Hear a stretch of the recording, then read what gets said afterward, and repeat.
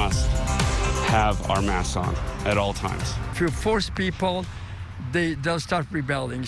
As Utah County adopts a mask mandate, COVID-19 hotspots such as Provo and Orem will move back to the moderate or orange phase of Utah's pandemic plan. Residents divided over the move, as you just heard now. Joining us is the mayor of one of those cities, Provo Mayor Michelle Kaufusi, who is live with us in studio. Mayor, thank you so much for joining us tonight. Thank you for having me. Mayor, back in August, you vetoed a mask mandate for the city, even though the municipal council voted unanimously in favor of it. So tell us about your reasoning at that time and where you stand now, with Provo being one of the two cities moving back to orange, as well as the county-wide mask mandate for Utah County. That is a great question, and thank you for asking that. From the very beginning of COVID, what I believe is the right way to handle this pandemic, and that is to follow the health professionals and the government, Governor Herbert and his coronavirus task force, and stay in lock and step with the county health departments and the state health departments.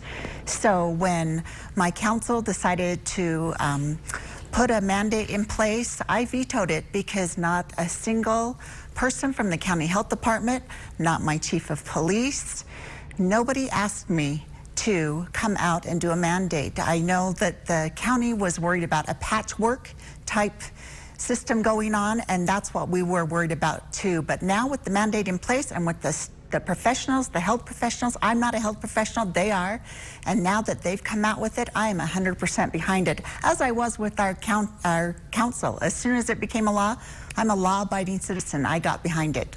I think what the community needs to realize, right, is you're not the sole person who makes this decision. There's so many people and factors in play. That's exactly right. So thank you for bringing that point up. That's helpful for me. Yeah. So, okay, I'm going to talk stats.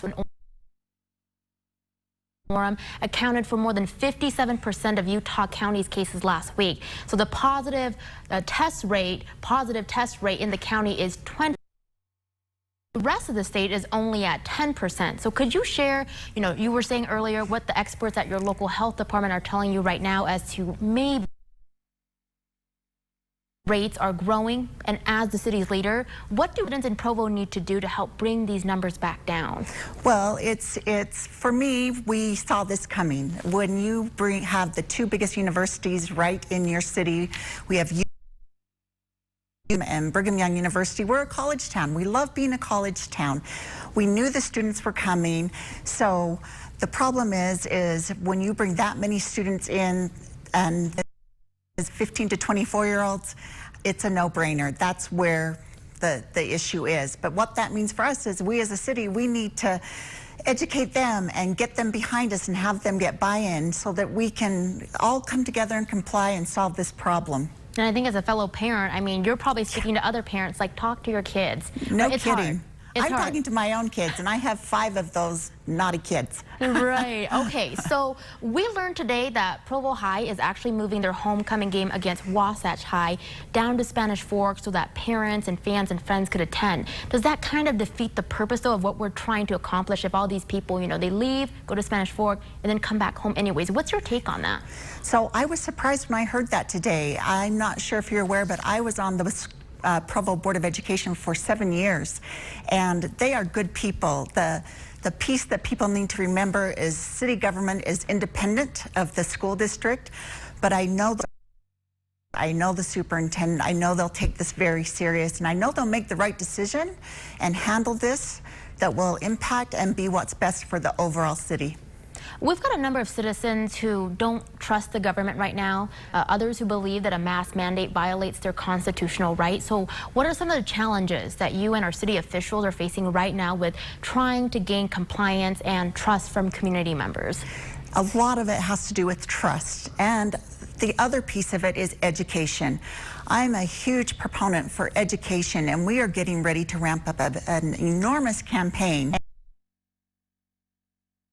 And the beauty of our campaign is we will be launching October 1st, but the people that are putting it together are the students, because since the 15 to 24-year-olds seem to be where the hot spot is, we have brought them in. They are the ones directing our campaign because we need them to have buy-in. We're asking for them to comply. Provo is We're good citizens. We're #1 in the whole nation for volunteerism in the city of Provo. We need everyone to step up and comply, and that includes our students. All right, about a minute left. Mayor, what's your message to your community members, to those living in Provo? Well, nobody wants to be in orange. I don't want to be in orange. We need to get ourselves pulled together and comply and do whatever it takes to get us to yellow and then to green. I think we're all feeling this COVID fatigue, but we cannot let it be what drives us. Right now, and compliance, and that's where we need to go. Yeah, stay focused, right? And it's so hard when we're doing that for long periods of time. Hang in there. Hang in there, right? It'll be worth it. What do they say? Short-term loss for long-term gain, they say? Exactly. I'm begging everyone to please comply and hang in there.